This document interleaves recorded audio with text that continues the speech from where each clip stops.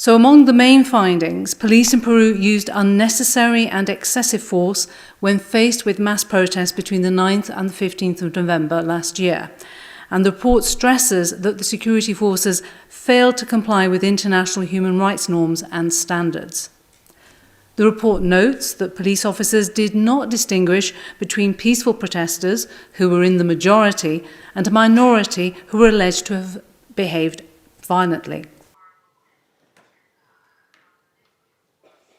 Referencing available audio and video recordings, interviews with victims and witnesses, as well as medical records, the report says that police fired pellets from 12-gauge shotguns and tear gas canisters directly at people's heads and upper bodies, indiscriminately and from close range.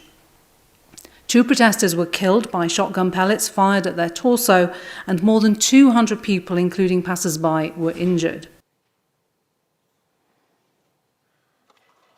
The High Commissioner underlines that all allegations of human rights violations should be promptly, independently and thoroughly investigated, noting that some preliminary investigations had begun.